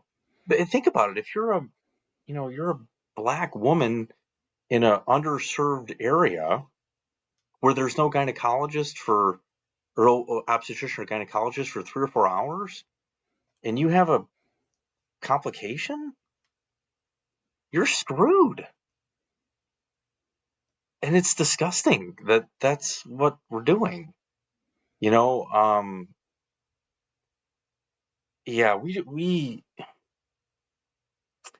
it almost, I talk about these things and I won't lie, it gives me a headache a little bit, like a tension headache to think about we value some people and some things in some areas, and others we don't. We walk right past our fellow man, fellow human, whatever, and somehow that's okay. I'm not okay with that. Yeah. It was probably, I guess, more of a philosophical answer to your question, I suppose. But back to we got a lot of work to do. A lot of work to do. Well, it circles round as well to a comment I've made. There's a lot of different religions out there, but arguably all the ones that I've come across at the core is kindness, compassion, community. There's not a class system. It's not, Jesus didn't say, well, the rich should get healthcare. He was, if I'm pretty sure, if I remember rightly from my Bible, that he was out there amongst them, healing, and lifting up the fallen. So the way that we, again, beat our chest doesn't even align with a lot of these faiths that are so prominent in this country. And don't get me wrong, there are beautiful human beings from all those religions, but some of our actions don't align. A number of people I've heard say that are supposedly Christian, Narcan is wasted on addicts and we need to get these bums out of our city. And like, really, that's what your prophet would have said? I don't think so. I think there's a disconnection there. And I think you might need to kind of revisit this book that you hold so sacred and read it properly. The other thing that I think is very, under discussed is the impact of, for example, drug commercials, the kind of programming that a lot of these patients have when they walk into a doctor's office with expectations of being prescribed X, Y, or Z. Talk to me about that, because I know that America is only one of two countries, if I'm not mistaken, New Zealand being the other one, that's even allowed to have commercials on television for pharmaceuticals. So what does that do through a doctor's eyes to the patient themselves as they walk through? Well, the first thing that comes to my mind when you say that is if I never saw another drug commercial on TV when I was watching a show, I can't say that I would be disappointed. Um, So hopefully that speaks to that to a certain extent. I think the way I'll answer the question or try and tackle the question as a family physician, it would be once in a blue moon, it would be helpful. I mean, I think there would once in a blue moon, a patient would bring up a pharmaceutical that I thought they would benefit from. But the vast majority of times, there would be a cheaper alternative that was almost as effective or nearly as effective, or it wasn't indicated, it didn't make sense, or it was prohibitively expensive for that person that even if they wanted it, they couldn't have access to it. And so when people historically, and this is anecdotal evidence, obviously, I'm talking like family physician, Dr. Otten, this is his opinion. He's remembering patients who would come in telling me about all these great commercials they saw, blah, blah, blah, blah, blah. And then I would spend 20 to 30 minutes going, oh my God, there's like 37 other options that are way cheaper for you that we could utilize aside from this one particular drug. So maybe that was a tangential, nebulous way of answering your question. Like, they're frustrating to me. And I think they're emblematic of what we're valuing again. Like, I think about, I'm not going to give specific examples because I don't necessarily need a specific pharmaceutical company coming after me and blah, blah, blah, blah, blah. But the problems it created as a family physician far exceeded the benefit that I ever saw from a patient coming in telling me, hey, I saw a commercial for this drug. You know, hopefully that answers it in a way that doesn't put a bigger target on me than probably already is on me. Well, what I'm getting from it, and it's so weird because more often than not, you see these drug commercials for issues that you would think would be very rare. How many people have psoriasis, for example? You see that over and over and over and over again. Are there that many people that you're going to spend millions and millions of dollars? But it's that quick fix element. So you walk in, you got a doctor that's only been given 5 minutes per patient, then you got a patient coming in going, this pill is going to fix this thing that I have, rather than the conversation of, well, look, it took you 20 years to get this disease because of your lifestyle, because of your nutrition. Let's take some time and start walking towards getting you back there. And I've always said this, medicine has a place. Like, if you've got Mm-hmm. hypertension and it's dangerous, then yeah, we need to bring that down. But it needs to be an exit strategy from nearly all meds. All right, now we've got to start talking about, your BMI, all these other things, and get you back to the point where you don't need to take these drugs anymore. But that's never the message. mental health drugs, obesity drugs, all these things. There's this kind of facade that there's this irreversible, where you've got diabetes now, there's nothing you can do about it, you're going to be on this forever. Well, if you caught it early enough, absolutely there's something you can do about it. You can change it with lifestyle changes. You can make your cardiovascular system healthier with exercise and nutrition and sleep.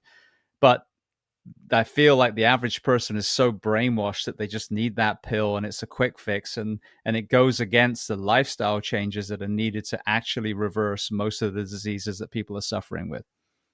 I think there's a lot of validity in what you just said. I think there's another thing too. Is I mean, you look at the pharmaceuticals that are out in the commercials. I mean, what are the profit margins of those particular drugs? Do you see commercials for aspirin? Really? You know, no, not so much. And aspirin has saved how many lives over the course of the years, from a cardiovascular perspective in particular. I'll speak to it. There is a lot of magic in what you just said, James, talking about using these other elements to get off medications, eating healthier, losing weight, exercising, being in healthy relationships, all these other things. There's value to this stuff. And one of my favorite things to do as a physician was to take people off of medications. Like, I loved doing that, particularly like the older patients who would come in and be on like a dozen drugs, and I'm be like, what the hell are you on all this stuff for? Well, so and so put me on it a bazillion years ago. I don't even know why I take it or what I take it for. I'm like, okay, let's take a few minutes here and talk about polypharmacy and what that is and how can we address it. And honestly, some of my most I used to love dealing with polypharmacy, because if you found that one drug that was causing problems and eliminated it, oh my gosh, it was so satisfying as a clinician, and the patients would love it because it was like you gave them their life back. I can think of I'll give you a story about this, and I'm not going to give specifics because I don't want to violate HIPAA rules and blah, blah, blah. But I had a younger patient who I was basically seeing as a consultant, and her story had gotten so complex and so convoluted that I was like, man, this doesn't, in reviewing your chart, I'm like, this doesn't make a lot of sense. Like, all these things that are being considered don't seem to fit the mold or the path. And I was like, I think this is all related to a side effect from a drug. And so I started looking at her med list and trying to figure out timelines. And then I saw the patient. I took her through the history. I was like, just walk me through this. Let's start at the beginning. Let's go through when you were a kid, and tell me all about it. And of course, I had the luxury of time because I'm kind of in a unique role now. But long of the short, it all amounted to one drug had created a nightmare of a cascading evolution of medical issues that had resulted from that one drug. And when we eliminated that medication, a whole host of positive things occurred as a result of it. To the point where when I saw this person back for a follow-up, their spouse had accompanied them to the visit. And that usually means one of two things. Either it's going really well or it's going really poorly. And I was like, oh, please, God, tell me it's going really well camp. And sure enough, it was. And so it was and I tell that story because, you spoke to the fact that like everyone's looking for a quick fix. The reality is life is hard. Life throws challenges, roadblocks at us, and our quick fix and instant gratification culture, I think, has perpetuated some of the things that you've alluded to. And we need to think twice about that. We really do. I mean, when I was seeing patients, yeah, sure, there was opportunity for blood pressure medications and all these other things, but there are many other things that needed to be entertained. In particular, blood pressure. Are you sleeping okay? Do you snore? How much alcohol? Are you exercising? All these other things. How much salt do you take in? All these other things have potential to contribute, not universally, but the potential, right? And that's the beauty of medicine. It's not black and white. Well, going to reactive versus proactive, if you think about time, like you were able to have that conversation because you had more time with that young lady. How many unneeded doctor visits were avoided because you had the time and figured out what was going on, got her off the meds. Obviously, the other meds are probably trying to treat the side effects. And now she's, probably coming for an annual checkup instead of constant doctor's visits.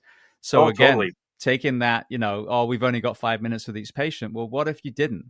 What if you actually, kind of changed the philosophy where you said, all right, no, we're going to do 30 minutes or whatever is needed for each patient.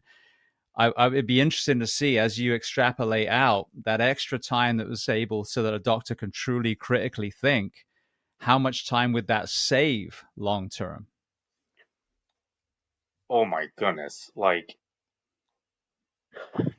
as a primary care physician, if I routinely could spend an appropriate amount of time with the patient, the downstream cost savings would be tremendous. Absolutely tremendous. And I think that's why you're seeing, I'll shift a little bit, why you're seeing an uptake in things like direct primary care. I don't know if you're familiar with DPC at all, but for the whoever's not familiar, it's basically a direct contract between a clinician and a patient. You pay a monthly subscription, $50, $75, maybe it's $100, I don't know, somewhere in that range. And your access and the amount of time you can spend with the physician it's not unlimited, but it's a factor of X more than you would get to spend with your run of the mill fee for service clinician. And by doing that, you can dig into these things. Is there housing insecurity? Is there food insecurity? What are some of these other factors that maybe were leading to this medical issue that truly aren't being addressed? Like if I, as an example, if I told diabetic, hey, you need to take this drug, and they say, okay, but they go home and don't do it, what the hell did I accomplish? Nothing. And maybe they're not taking it because they can't afford it. Maybe it's the diabetic who is having to make a decision between buying their insulin versus paying their mortgage. Those are real problems that exist. And when the decision is made to have a place to live and the insulin isn't taken, and then they end up in the emergency room because of a complication, the total cost of care goes through the roof. And we're all on the hook for that, whether we think it or not. But we are all on the hook for that stuff. So yeah, I'm totally Todd Otten soapbox tangent. But you said soapboxes are okay, so I figure why not? I'll hop on them. Well, it goes back to, universal healthcare, which I believe wholeheartedly, is the solution. Because again, if it's encouraging making a nation healthy, where is the downside? But as you mentioned, 20% of our GDP, it's not asking the nation for even more tax money. It's, as I've quoted so many times, because I absolutely adore this quote now, Desmond Tutu, we spend so much time pulling people out of the river, we forget to go upstream and find out why they're falling in the first place. Yes, that is That's it. such a good one. The You're money spot is on. already there. The money is same Yeah. with the fire service. The money is wasted in my profession on overtime, filling all these vacant spots, training people who then turn around and leave 1, 2, 5 years later, workman's comp, payments for all the claims, medical disabilities, line of duty deaths, lawsuits from mistakes. There's millions. LAFD, Los Angeles Fire Department, in 4 years, their overtime, not operating, their overtime budget was $1.2 billion with a B, one fire department. So this is the thing. It's not a we need more money conversation. It's just simply we need to reappropriate funds proactively, which I would argue would save so much money. I know it will in the fire service. I know it will in the healthcare system too. But imagine if we were then motivated to make this country healthier because people understood truly it was going to save so much money that we could put back into healthy food in our schools, supporting PE programs, pedestrianizing downtowns, bolstering local farmers, creating, organic food. You would, the savings would be incredible. But the way that we're doing, it's finite. We're going to get to a point where we're going to break in my profession, nationally. So this is what makes these conversations so incredible. So I promised that we would go to solutions. So now, if you were king for a day, king doctor for a day, what do we need to change, whether it's within the actual medical setting and the clinics and the hospitals that you worked in, or nationally, so that we can truly reverse this, make patient outcomes better, and then create the kind of environment for our medical professionals so they can thrive rather than die every single day? Oh, James, I wish there was just one switch I could flip. I think you've alluded to, and we've talked about many things that I think will be instrumental in getting us to a better place in terms of healthcare delivery. I think universal healthcare is one. I think seeing healthcare as a human right is another. To be quite honest with you, simply put, valuing people over profits is a great mantra. We could talk about the quadruple aim, we could talk about the quintuple aim, we could talk about all these things. I think there's multiple paths to get us there. I think it'll be complicated, it'll be difficult, it's going to take a tremendous amount of work. One of the things, and I'll come back to the documentary because obviously it's top of mind, and maybe this is a good time to show my shirt. Love it. Constantly, I'm actually Scott, who created it's in the other room editing. One of the things that we're trying to do with the documentary, aside from unlearning learned helplessness, is to facilitate the concept of an impact network. And an impact network is this.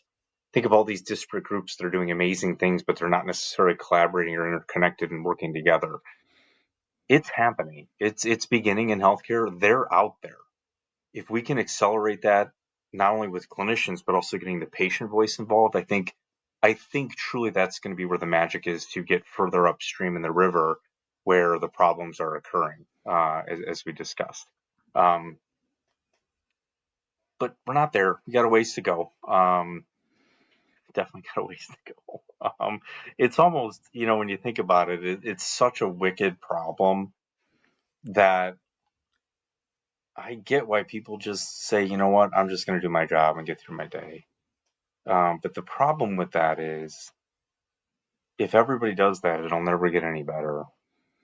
We've got to think differently about how we not only take care of ourselves and our own individual health, but we got to think differently about our fellow human beings and how we care for one another. You talked about love, compassion, and kindness. I agree. I did a podcast with Diana Landano, and oh gosh, I'm going to totally forget the cardiologist who was on it too. And forgive me, it'll come to me as soon as I'm off the show. Anyways, doesn't matter. The title of the podcast was "Love is Always the Answer."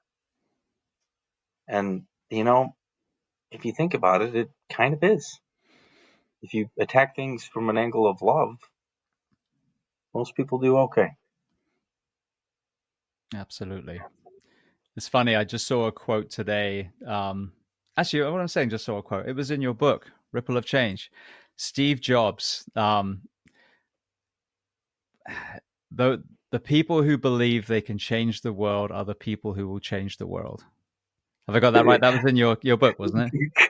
the close. Oh, I love that one. The people who are crazy enough to think that they can change the world are the ones that actually do.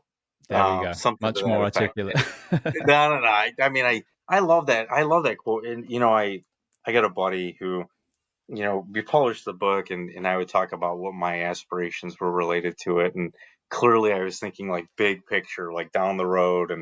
And he would say to me, Sean Nason's his name, great guy, brilliant guy. He's like, Todd, you can't boil the ocean. And I would routinely respond, well, yeah, I know that. But what if I had like a few million of us and we all just did a little bit? Maybe the temperature would come up a little bit, and I think that's the opportunity that I see, in particular with healthcare, but in many places. If we all do a little bit and we all start talking about it, after a while it gets hard to ignore. And then you start to see changes happen. And I kind of think that's where we're at now. Yeah, I had the same exact mentality with Kinder. I'm turning it into a show now, and it's the same thing. What if millions of people watched a show that really made them believe that they could heal, that they could be better? Not waiting for a government or, a company or an organization to fix it for you. But what if you actually one day looked in the mirror and go, you know what, I'm going to take that first step. I mean, you literally would change the world. So I'm right there with you. And because what's the option? What's the alternative? You just don't do anything, and things just get worse, and that's unacceptable to me. So I agree 1,000%. Let's start with Ripple of Change then. What made you write that book, and tell me about the unique dynamic that is a doctor and patient within those pages. Oh, so what started me writing Ripple of Change was really at the tail end of healing from my burnout as a physician. I wrote a poem called Medicine is a World of Gray, and it was kind of a dark look at what really goes on in primary care. Um, that was the starting point. And then I wrote a chapter called Anatomy of Burnout, which was really my journey as a physician through burnout, and not only how it affected me, but how it affected my friends and my family and all these concentric circles around me in a very negative way, right? The trajectory of Ripple of Change changed dramatically when my co-author got involved. And honestly, he was having his own healthcare struggles, and I was running out of ideas for him, like literally running out of ideas because I knew I couldn't fix it. It was a problem that was significantly more complex than I had the capacity to manage, but I didn't want to give up on him. And there was a couple key moments there. One, I told him about the project and I asked him if he would be interested in talking about it or maybe writing a little piece. And he said, "Well, what should I write?" And I said, "Well, just write." That's the only instructions I gave him. And he wrote something really good, and it led to a magical conversation that led us on the journey. But one of the other things that I think was critical for his healing was he was struggling so much and was in such a dark place. Finally, I told him, I'm like, "Joshua, I believe that you're going to get better, but you have to believe it too." And that was a bit of a turning point for him, that someone else believed that he would come out of it, even though I didn't have the answers for him. And by weaving our two stories together, it created this, of course, I'm biased, James, because I'm one of the co-authors, but it created a very unique back and forth yin and yang perspective of not only the dark sides of healthcare, but potentially ways forward and ideas for improvement. But in the ultimate theme of the goal, aside from revolving around the quadruple aim, or our quadruple aim, if you will, was really to inspire everybody to play their part. I had no idea how to do marketing or distribution and all these other things. I think, but it became a key that opened doors for me much quicker than I ever dreamed of. And as a result of it, it's taken me down this path of now creating a documentary around, frankly, similar concepts. And hopefully giving stuff for the average American to ingest, digest, whatever word you want to use, to play their part to get us out of this mess. Um, yeah, it was fun. It was cathartic. A lot of healing occurred. I'm still healing, still working on my processing of all my trauma. And, that's will be a lifelong process. What are some of the tools you found have helped you on the mental health side and the physical health side? Mental health, writing was very cathartic for me. Reading about things, educating myself on things. Ultimately, I think the things that have been the most beneficial for me, um, from a mental health perspective, was getting involved with a trauma informed therapist and teaching me, like, you're not supposed to like throw your pain out the window, but rather you're supposed to grab that like a pillow and embrace it and learn from it and try and grow from it. That was critical. I did some EMDR to help process some of those very early painful memories that I talked about earlier. Eye movement, desensitization, and reprocessing. That was incredible, to take what was in just that a bitter memory and turn it into something tolerable, I would say. And I think finally, more recently, even realizing, like, no one's coming to save me.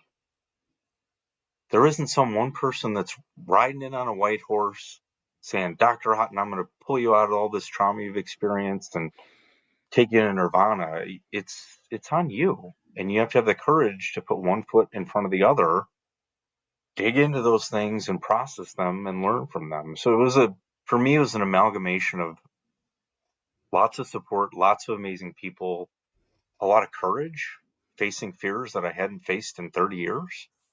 Um, and bit by bit, day by day, the light and the hope started to appear for me personally.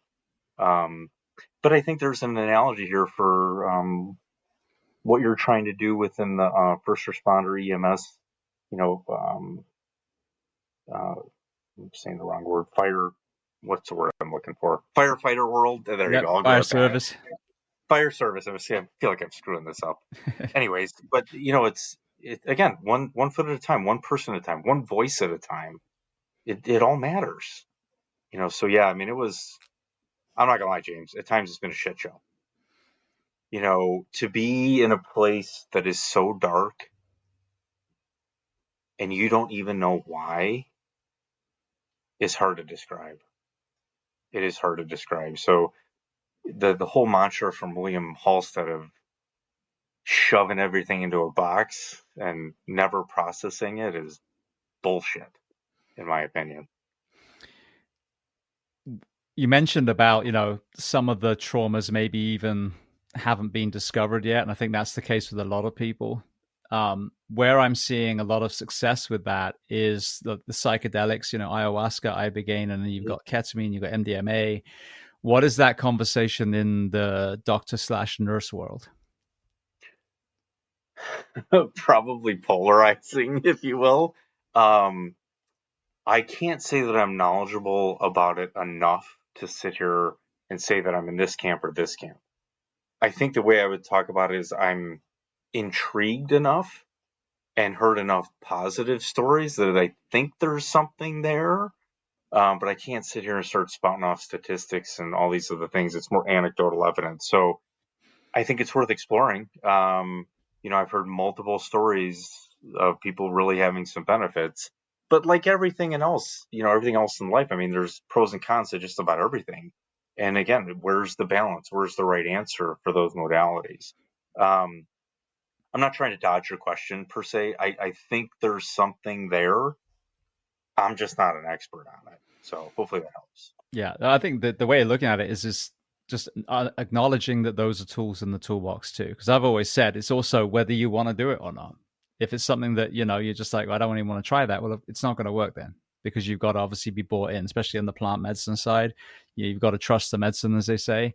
And then if you go to ayahuasca, ibogaine, there's this big purging element too, which is needed. If you're struggling with alcoholism, ibogaine could save your life. If you're just looking for a slight nudge in your mental health, maybe that's not the route for you. But I think where it's so powerful is, say you have done a bunch of, talk therapy sessions, and you've done EMDR, and you're like, I still feel fucking awful. This isn't working. That, I think, is where it's a really powerful conversation. It's like, but you haven't tried these yet. Because Yeah. MDMA was a prescribed relationship drug initially. It works. It's the reason why a lot of people dance and hug each other at raves, because it's a love drug. So getting that fear response to some of these memories, because it's not prescribed. You do a session with a counselor and then you go home without any drugs, and it's 3 times, and the efficacy has been amazing. Ayahuasca, if you do it on your own in a forest, is going to be very different than if you do it again with a counselor, shaman, whoever someone is that's very well trained and surrounded by medical support staff, where again you can unpack and have these experiences. But I think just simply knowing that they are out there as an option for you, you don't need to be completely for or completely against. Just need to acknowledge that it's another tool. We know the efficacy of psych meds is pretty terrible if you look at the stats. So why not have other options that are available to people and give them hope? Maybe I can actually heal, and maybe this is the tool I need to open the door that then will allow me to have success with counseling. Well, yeah, I agree. Totally agree. I mean, I think there are so many things out there that have been historically, I don't know if marginalized is the right word, but not Demonized, accepted. basically. What's that? Demonized, pretty much. Well, yeah, yeah, in Western medicine for sure. I mean, I think just another simple example is tapping and the validity of tapping and how it works. I mean, I've done it myself at this point, and it helps. And it's not overly complicated. And if you had asked me that 20 years ago, I'd have been like, "What? What do you want me to? What do you want me to do? Acupuncture? What?" There's a reason some of these modalities have been around for thousands of years. Um, I agree with you. I think again, I often talk about like Eastern medicine meeting Western medicine. I think the right answer is somewhere in the middle. But you've got to have the courage to challenge the existing norms to get there. Which that's a whole nother topic, challenging the status quo, which clearly you and I both do in our different worlds. But it's important. we need individuals that are willing to speak up and take a bit of a calculated risk to say the existing landscape is not okay in this particular realm. We can do better. How do we get there? What do we try? And I'm all about that. I'm all about blowing up silos, or trying to blow up silos anyways, positively disrupting things, things of that nature. But there's a way to do it too without completely tearing things down at the same time, right? Like asking intelligent questions and being thought provoking and doing it in a loving, compassionate, kind manner there shouldn't be anything wrong with that. It's okay to disagree.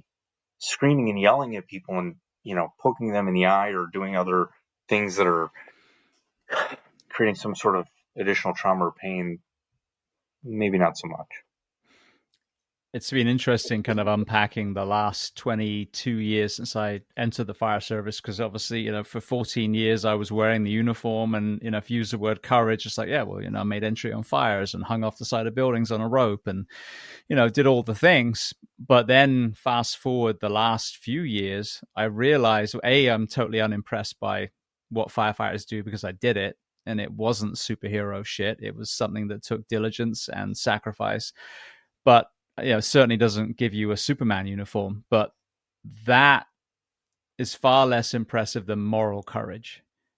If you're morally courageous and you stand up because you know it's right, even if everyone around you is pushing against you, that to me is real courage. And you don't need to wear a firefighter's uniform for that. And those are the humans that I really, really connect with, because that's why things have changed. That's why children don't work in factories anymore. That's why women can vote. All the things is because someone stood up when everyone said, shut up, sit down, shut up, you're making us look bad, whatever the thing is.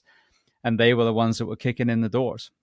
So I think that a courageous profession is different than a courageous person. And this is who I'm really kind of, impressed with now. Whoever it is, whatever the walk of life, age, gender, whatever, is the person that has the guts to stand up and say, I don't care about how we used to do it. This is wrong and we need to change it. Yeah, I agree with you. I look at my friends and my colleagues who are doing exactly what you just said, James, and I think about how many amazing people I've gotten to meet and interact with and so on and so forth. And you're right. It's those that are willing to take that level of personal risk to have impact for the greater good that just amaze me. They just amaze me. I'll give you just one example. A friend of mine, Tina Shaw, is running for Congress in New Jersey, and she's a pulmonary care, critical care intensivist who is taking a big risk by getting into the political scene because she wants to have a bigger impact. To me, she's a hero. I told her that. I'm like, Tina, you're a hero to me. Like, I don't think I could do that, probably because I would tell somebody to F off that I didn't like, but that's a different story. But there's all kinds of examples like that. And people don't need to run for office. You can be a hero in your own little space, checking in on a colleague, asking them if they're okay, standing up for a colleague. Those are heroes too. It's a hero at a different scale, but a hero nonetheless, in my mind. Absolutely.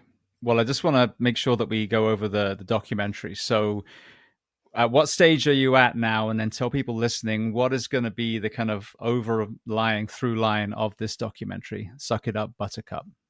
Sure. So, Suck It Up, Buttercup, Trust and Betrayal, Healthcare in America is is close. I would say we've got about 80 to 90% of our filming done, give or take. And as we're doing this interview, it's October of 2025. We're well into editing. We've got a ways to go, and creating a documentary is kind of like building an airplane after you've already taken off. You're like, oh my God, we need to add a wing on this side, and we need this over here. And did we put on wheels and all these other things? The through line forward, again, is going to be how greed has created a tremendous negative impact on healthcare delivery in the United States, which can be extrapolated, obviously, to other parts of the world. but it's through eyes of just a multitude of stakeholders. It's not just physicians bitching. The voice of nurses, the voice of patients, the voice of healthcare executives, insurance administrators, celebrities. But it's not just an airing of grievances. The latter third of the film is ways forward, and not just a one and done ways forward, but how can this project be applicable tomorrow, next week, 5 years from now, 10 years from now, shit, hopefully 100 years from now. Instead of, the William Stewart Halstead negative impact on healthcare, hopefully it's the opposite. In terms of distribution, there'll be ideally multiple ways that this will get distributed. Um, Local viewings, like at universities and academic centers and so on and so forth. We're planning to hit the film festival circuit to a certain extent, but ultimately, we feel the biggest impact is going to be to get this onto a streaming service, which we think is going to happen for a multitude of reasons. And if everything lines up, when are you hoping to release it? So the timeline tends to shift a little bit to the right. When do I think and hope realistically we could get this onto a streaming service? I think Q2 of next year is very realistic, Q2 of 2026. I think there will be some opportunities for some viewings prior to that, but for a massive distribution, I think that timeline is very much in the cards. Beautiful. Well, I want to throw some quick closing questions at you before I let you go, if that's okay. Absolutely. All right. The first one I'd love to ask, we talked about your book, Ripple of Change. Are there any other books written by other people that you love to recommend? It can be related to our discussion today or completely unrelated. Ooh, yes. I will throw a handful out there. I don't want to screw up all the authors per se, so I'm just going to give mostly titles, and a couple times I'll maybe throw in the authors' names. I love the Starfish and the Spider book. I don't remember the author, but it is an incredible book about leadership and decentralized ways of organizing. I think that's a fascinating book. Um, I think Cascades by Greg Sittel is an amazing book looking at successful movements historically. Now you can kind of start to see where my brain has gotten morphed by some of these books. Emily Peters has a great book, and I don't want to butcher the title. I think it's Artists Reimagining Healthcare is I think the exact title. You'll have to double check me on that one. So those are three that come to top of mind. Brilliant. What about films and documentaries? Oh man, I'm not gonna lie, James. I am not the greatest guy when it comes to pop culture, which probably is not a big surprise at this point, having talked to me. I found The Social Dilemma was fascinating. Um, Recently, I watched two films, historical films, because I'm not necessarily a movie buff, really trying to dig into the space of trauma and better understand it. Apocalypse Now was fascinating to me. But I also recently rewatched A Clockwork Orange. And I watched it because a good friend of mine who was a physician who died by suicide, that was his favorite movie. And I was hoping to get some clues as to what led to that final decision for him. And having watched it, it was fascinating and definitely gave me some insight for sure. Again, trying to lean into the pain and the discomfort to understand a little better. Trigger warning for A Clockwork Orange. That's like trauma wrapped in trauma if you've never seen it. So you need to be in the right place to watch that movie. Something I always talk about because I think it just needs to be heard over and over again. As I started going through all these, interviews, and we're up to over 1,100 now, there kept being this common denominator. When we do so many conversations, the Venn diagram overlaps really strongly. And if you think about how we were taught to think about suicide, it was like it was selfish, it's cowardly. How could they think of the family?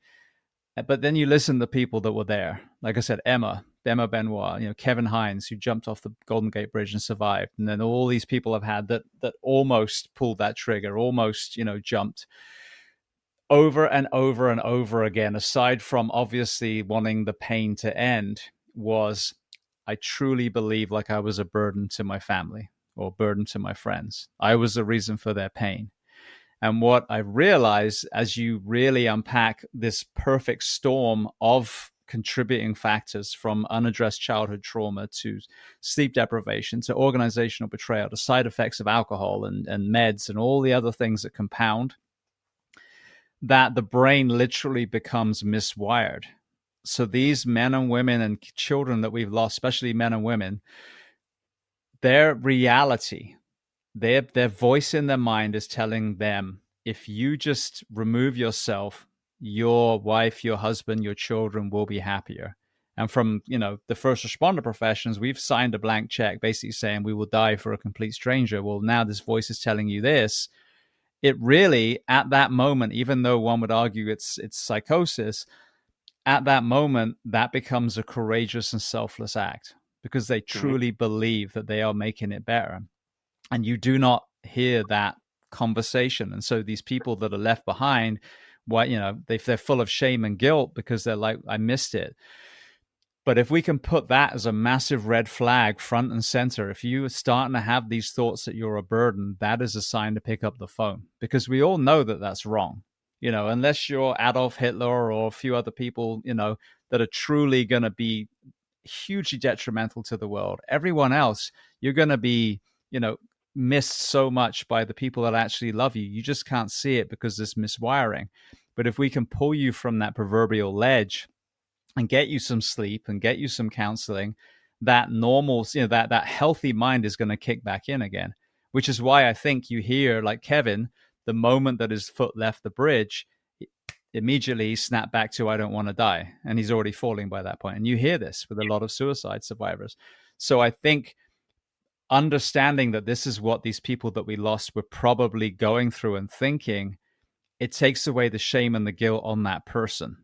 And it Hmm. also, you hear about that kind of submission when people have decided they're going to do it. Sometimes they seem happier than they've been for a long time prior to they do it. So this, I should have seen it coming. No, you shouldn't have. A lot of times there's Yeah. no way of you seeing it. But I think it's important to underline that when we lose these people, it's because we have this innate desire to survive, to live, to reproduce, to protect our children. So the brain is so miswired that it's overriding all of those and lying to the individual. And if we could understand that, I think it would put a lot more compassion and empathy in this whole mental health conversation and allow the people that are hurting to feel more able to reach out. And then the people around them, if they start hearing these kind of burden statements, for them to be able to intervene before it's too late. I'm not sure I can add anything intelligent after that. It's so brilliant. I think the one thing I would say, and I'll speak to my, situation in terms of unpacking stuff personally. I mean, it was a godsend. My family and friends who reached out to me, regardless of what was going on, to just say, "Hey, man, I love you." I can't tell you how many of my guy friends, would say that. Todd, hey, I love you, man. You're important. Like, we want you here. And for somebody who struggled for the better part of a year trying to process all this stuff, those words, those encouragement, those connections, that the act of kindness and compassion were critically important for me. So beneficial. So yeah, I mean, it is, man, thinking back on my friends and colleagues that have died by suicide, historically I would think about what did I miss, as he said, and feel guilty or shame that I had missed something. But now I realize, like, their level of pain had gotten to a point where they didn't know how to deal with it in any other way. And I understand that. I appreciate it. Does it make it easier to deal with? No, not necessarily, but at least I can see how someone could get there. I mean, I can totally appreciate that. And I think, as you said, the more we talk about it and lean into these discomforts, hopefully we can make a difference. So that we're not seeing 10-year-olds, et cetera, dying by suicide, you know? Exactly. Well, speaking of beautiful people, Is there a person that you would recommend to come on this podcast as a guest to speak to the first responders, military, and medical professionals of the world? Oh boy. I got James, I got a huge list of people I can potentially pass along. All right, I'm gonna throw maybe a little bit of a challenge back to you. Narrow down the focus for me. Like, give me a topic or a genre or what have you, and then I'll throw a name at you. How's that? Well, I'll throw a name back at you. You mentioned Rick Muncastle. That's someone I need to speak to for a start, Oh, because Rick's great. that Yeah, would be Rick's an great. amazing conversation. Yeah, absolutely. I can definitely do an intro. Just remind me, and I'll do an intro to Rick. He's an amazing guy. Truly, I mean, to stand up to a pharmaceutical behemoth in the name of justice, Rick is your man. Absolutely. All right. Brilliant. Well, then the very last question before we make sure everyone knows where to find the book and the documentary. What do you do to decompress?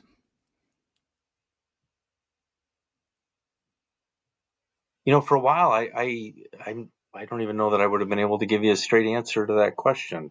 I think the thing that I love the most actually is connection, whether it's with family or friends, or even just in this couple of hours I spent with you, James. These moments fly by to me and they're just magical. And I get such a joy out of connecting with other human beings.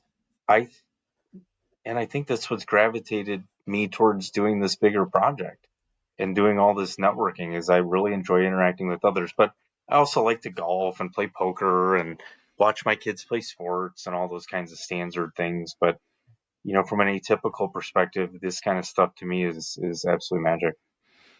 It reminds me, I've quoted this on here so many times. Johann Hari said, the opposite of addiction isn't sobriety. The opposite of addiction is connection.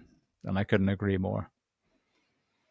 That's awesome. I love that quote. That is so cool. And I'll tell you. So if you're interested in connecting with me or learning more, I am very active on LinkedIn. If you send me a message, there's a good chance I'll get back to you pretty quick. Regarding the book, the website is rippleofchange.us. Regarding the documentary, it's suckitupbuttercupfilm.com. And then if you're interested in the nonprofit work I do, it's medicineforward.org. So those are probably the main ways to get a hold of me. Brilliant. Well, I want to thank you so much. It's been such an amazing conversation, yet another unique perspective. And you put so many things out into the world as far as trying to push that change and bring solutions between the book and the documentary. So I want to thank you so much for being so generous with your time and coming on the Behind the Shield podcast today. It was an absolute pleasure, James. Thanks for having me.